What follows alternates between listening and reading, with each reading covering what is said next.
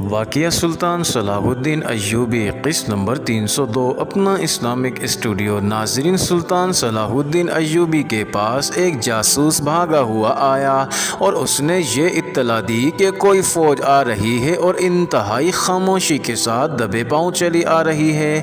یہ نہیں پتا کہ یہ کس کی فوج ہے۔ ناظرین، سلطان ایوبی نے کہا کہ اگر یہ اطلاع صحیح ہے کہ دشمن ہمارے دائیں پہلو کے دستوں کے سامنے اور بائیں سے آ رہا ہے تو خیال رکھنا یہ دو طرفہ حملہ ہوگا۔ اپنے کسی دستے کو پیچھے نہ ہٹنے دینا۔ پیچھے 1500 قبروں کے گڑھے ہیں، تمام لاشوں کو ابھی دفن نہیں کیا گیا۔ یہ گڑھے ہمارے سواروں کی قبریں بن جائیں گے۔ ناظرین، سلطان ایوبی گھوڑے پر سوار ہوا، اس کے محافظ دستے کے 12 محافظ اس کے پیچھے چل پڑے۔ وہ سوار تھے، اس نے آدھے درجن تیز رفتار سوار قاصد بھی ساتھ لے لیے تھے اور ساتھ 2 سالار بھی تھے۔ اس نے گھوڑے کو ایڑ لگا دی اور ایک ایسی چٹان پر جا چڑھا جہاں سے وہ اپنے دائیں بازو کے سامنے کا علاقہ اور اپنے دستوں کو دیکھ سکتا تھا۔ ناظرین، صبح کا دھندلکا چھٹنے لگا تھا۔ وہ چٹان سے اترا اور دائیں بازو کے دستوں کے کمانداروں کو بلا کر حکم دیا کہ سواروں کو گھوڑوں پر سوار کر دو اور پیادہ دستوں کے تیر اندازوں کو سامنے والے علاقے کے کھڈوں میں اور بلندیوں کے پیچھے مورچہ بند ہونے کو دوڑا دو۔ اب سے دائیں پہلو کے دستوں کی اعلیٰ کمان میرے پاس ہوگی۔ اس نے کمانداروں اور نائب سالاروں سے کہا، اپنے قاصد اپنے ساتھ رکھ لو اور میرے ساتھ رابطہ رکھو۔ ناظرین، سلطان ایوبی کی ٹریننگ میں نقل و حرکت کی برق رفتاری پر زیادہ زور دیا جاتا تھا۔ کسی چال کے حکم کی تعمیل حیران کن رفتار سے ہوتی تھی۔ مظفر الدین کی فوج ابھی اتنی قریب نہیں آئی تھی کہ سلطان ایوبی کے دستوں کی حرکات دیکھ سکتی۔ ناظرین، مظفر الدین نے گھڑ سواروں سے حملہ کیا۔ جوں ہی اس کا پہلا سوار دستہ سلطان ایوبی کے دستوں کے سامنے والے علاقے میں آیا، اس کی ترتیب خراب ہو گئی کیونکہ وہاں کھڈے اور ڈھیریوں کی طرح ٹیکریاں تھیں۔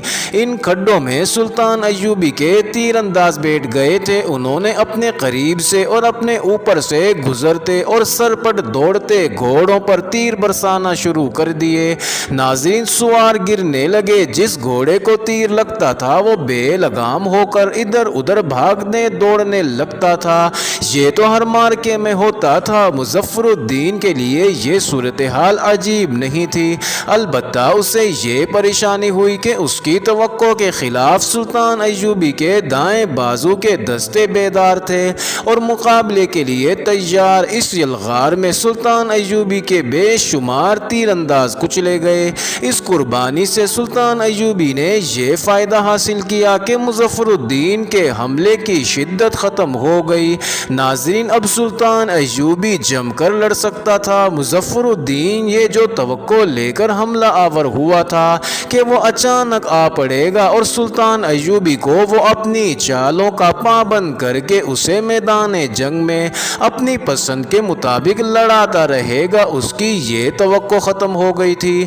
ناظرین، سلطان ایوبی اپنی چالیں چلنے کے لیے آزاد تھا۔ اس کے چند ایک تیر اندازوں نے مظفر الدین کے گھوڑوں کے قدموں میں بیٹھ کر جانیں قربان کر دی تھی، لیکن اپنے سلطان کو وہ بڑا ہی قیمتی جنگی فائدہ دے گئے تھے۔ مظفر الدین حملہ آور دستہ کئی ایک گھوڑے اور ان کے سوار مروا کر آگے نکل آیا۔ آگے سلطان ایوبی خود تھا۔ اس نے حملہ آوروں کا پھیلاؤ دیکھا تو اس کے مطابق اپنے سواروں کو ایک حکم دے دیا۔ حملہ آور قریب آئے تو سلطان ایوبی کے بائیں سواروں نے گھوڑے بائیں کو موڑے اور ایڑ لگا دی۔ دائیں کے سواروں نے بھی ایسا ہی کیا۔ حملہ آوروں کے سامنے کوئی مزاحمت نہ رہی۔ مزاحمت کرنے والے دائیں اور بائیں بھاگ گئے تھے۔ حملہ آوروں کے کچھ گھوڑے دائیں کو مڑے، کچھ بائیں کو۔ زیادہ تر ناک کی سیدھ میں چلے آئے۔ سلطان ایوبی کے دائیں بائیں کو بھاگنے والے سواروں نے اندر کو گھوڑے موڑے۔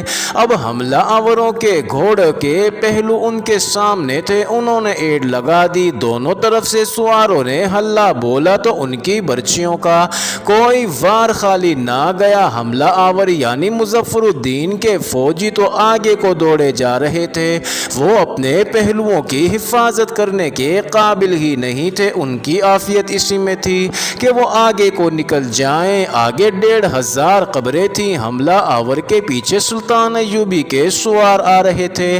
صورت تعقب کی بن گئی تھی۔ حملہ آوروں کے گھوڑے کھلی قبروں سے گزرنے لگے۔ ناظرین، مظفر الدین گھبرا جانے والا سالار نہیں تھا۔ اس نے کم سے کم تعداد سے حملہ کرایا تھا۔ اس سے اس نے میدان جنگ کا ذائقہ چکھ لیا اور صورتحال معلوم کر لی۔ اس نے فوراً سواروں کی دوسری موت چھوڑ دی۔ سلطان ایوبی کے سواروں نے گھوڑے روک لیے تھے کیونکہ وہ قبروں سے دور رہنا چاہتے تھے۔ ناظرین، وہ اگلے حکم کی تعمیل کرنے ہی لگے تھے کہ مظفر الدین کے سواروں کا دوسرا دستہ ان کے سر پر آ گیا۔ انہیں سنبھلنے کی مہلت نہ ملی۔ یہ عقبی حملہ تھا۔ اس میں سلطان ایوبی کے سواروں کا بہت جانی نقصان ہوا۔ کئی سوار آگے کو بھاگے اور ان کے گھوڑے قبروں میں گرے۔ اس کے ساتھ ہی مظفر الدین نے دائیں طرف سے بھی حملہ کر دیا۔ ناظرین، سلطان ایوبی کے لیے صورتحال پریشان کن ہو گئی۔ اس نے قاصد کو اس حکم کے ساتھ دوڑایا کہ محفوظہ یعنی اسٹرائک فورس عقب سے حملہ کرے۔ سلطان ایوبی نے دائیں بازو کے دستوں کو جس طرح تقسیم کیا تھا وہ بیکار ہو گئی۔ مظفر الدین اسی کے اصولوں پر لڑ رہا تھا۔ مظفر الدین کی کمزوری یہ تھی کہ اس کے پاس کمک نہیں تھی۔ سلطان ایوبی نے قاصدوں کے ذریعے اپنے دستوں کے کمانڈروں سے رابطہ رکھ کر انہیں دائیں بائیں بکھیرنا شروع کر دیا، اور جب عقب سے اس کے محفوظہ نے حملہ کیا تو مظفر الدین کے اوسان خطا ہو گئے۔ اس کا اپنا مرکز خطرے میں پڑ گیا، لیکن اس نے نکل بھاگنے کی نہ سوچی۔ مورخوں کے مطابق دن کے پچھلے پہر تک دونوں فوجوں نے مارکا لڑا۔ وہ بڑا ہی خونریز اور بڑا ہی سخت تھا۔ ناظرین، کمان سلطان ایوبی کے ہاتھ میں تھی، ورنہ صورتحال کچھ اور ہوتی۔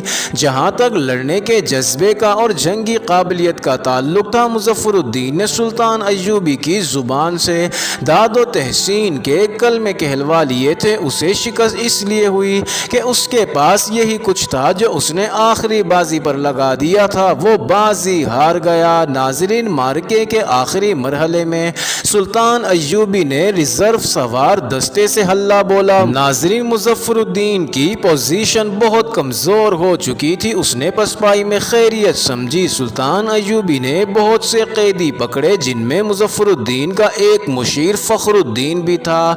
یہ کوئی معمولی سا انسان نہیں تھا، امیر سیف الدین کا وزیر بھی تھا۔ ترکمان کے مارکے میں جب سیف الدین بھاگا تو فخر الدین مظفر الدین کے پاس چلا گیا تھا اور اس کی حوصلہ افزائی کی تھی کہ وہ سلطان ایوبی پر حملہ کرے۔ ناظرین، یہ مارکا شوال 571 ہجری میں لڑا گیا تھا۔ بے شک مظفر الدین کو شکست ہوئی تھی اور سلطان ایوبی کے مسلمان دشمنوں کی کمر ٹوٹ گئی تھی، مگر سلطان ایوبی کا اتنا زیادہ نقصان ہوا تھا کہ اگلے 2 ماہ تک وہ ترکمان سے ہلنے کے قابل نہ رہا۔ اس کا دایاں بازو ختم ہو گیا تھا، جیسے اس کا اپنا بازو مفلوج ہو گیا ہو۔ اس کے پاس نئی بھرتی آ رہی تھی، لیکن وہ رنگ روٹوں کے ساتھ پیش قدمی نہیں کر سکتا تھا۔ اس نے اسی روز دمشق اور مصر قاصد دوڑا دیے کہ کمک بھیجو۔ اگر اس کا اتنا زیادہ نقصان نہ ہوتا تو وہ آگے جا کر حلب، موصل اور حران وغیرہ پر یلغار کرتا اور اپنے ان مسلمان دشمنوں کو جو فلسطین کے راستے میں حائل ہو گئے تھے راہ راست پر لے آتا یا ختم کر دیتا۔ یہ میری فتح نہیں۔ سلطان ایوبی نے اس مارکے کے بعد اپنے سالاروں سے کہا، یہ صلیبیوں کی فتح ہے، وہ ہمیں کمزور کرنا چاہتے تھے، وہ اس مقصد میں کامیاب ہو گئے ہیں۔ انہوں نے میری پیش قدمی کی رفتار سست کر کے فلسطین پر اپنے قبضے کے عرصے کو کچھ اور طویل کر لیا ہے۔ ہمارے یہ مسلمان بھائی کب سمجھیں گے کہ کفار ان کے دوست نہیں ہو سکتے اور ان کی دوستی میں بھی دشمنی ہوتی ہے۔ میں کہہ نہیں سکتا کہ تاریخ لکھنے والے ہماری آنے والی نسلوں کو کن الفاظ میں سنائیں گے کہ ہم آپس میں لڑے تھے۔ اسے ابھی یہ معلوم نہیں تھا کہ اس کے بھائی جو اس سے شکست کھا کر بھاگ گئے ہیں، اس کے قتل کا ایک اور منصوبہ بنا رہے ہیں۔ اس مقصد کے لیے اس کا تیسرا دشمن گمشتگین حشیشین کے سردار شیخ سنان کے ہاں گیا ہوا تھا۔ ناظرین اس وقت شیخ سنان عیسیات نام کے ایک قلعے میں مقیم تھا۔ اسے یہ قلعہ صلیبیوں نے دیا تھا جس میں اس نے اپنی فوج رکھی ہوئی تھی۔ اس قلعے میں اس کے پیشہ ور قاتلوں کا گروہ بھی تھا۔ اپنا اسلامک اسٹوڈیو کے معزز ناظرین، عیسیات اور ترکمان کے درمیان اس جہنم نما علاقے میں جہاں سلطان ایوبی کے چھاپا مار بھولے بھٹکے پہنچ گئے تھے، یہ وہ 4 سوار تھے جن کو لقودق صحرا میں 2 حسین و جمیل لڑکیاں ملی تھی۔ سورج افق کے قریب چلا گیا تھا۔ ناظرین، چھاپا ماروں کے کمانڈر الناصر کی آنکھ کھلی، وہ اٹھ بیٹھا، دونوں لڑکیاں جاگ رہی تھی۔ ناظرین، الناصر کے دل پر گھبراہٹ طاری ہو گئی۔ ان لڑکیوں میں سے ایک نے اس کے ساتھ ایسی باتیں کی تھیں جن سے ظاہر ہوتا تھا کہ وہ اس کے ساتھیوں کے ساتھ برا سلوک نہیں کریں گی، پھر بھی الناصر ڈر گیا۔ انہیں جگاؤ، بڑی لڑکی نے کہا، ہمیں دور جانا ہے، ہمیں راستے پر ڈال کر جاؤ گی؟ الناصر نے پوچھا، تم سب ہمارے ساتھ چلو گے؟ لڑکی نے جواب دیا، ہمارے بغیر تم منزل تک نہیں پہنچ سکو گے۔ ناظرین، الناصر نے اپنے ساتھیوں کو جگایا۔ بڑی لڑکی نے چھوٹی لڑکی سے کچھ کہا اور وہ اٹھی اور دوسرے گھوڑے کے ساتھ بندھے ہوئے تھیلے سے کچھ نکالا، پانی کا مشکیزہ کھولا، مشکیزے کا منہ کھول کر اس نے تھیلے میں سے جو چیز نکالی تھی وہ مشکیزے میں ڈال دی، اسے ہلایا اور مشکیزہ الناصر کو دے کر کہا، پانی پی لو، منزل تک شاید پانی نہ ملے۔ ناظرین، الناصر اور اس کے ساتھیوں نے پانی پی لیا۔ بڑی لڑکی نے چاروں کو کچھ کھانے کو دیا۔ کچھ دیر گزر گئی تو لڑکی نے تھیلے اور مشکیزے گھوڑے کی زینوں کے ساتھ باندھ دیے۔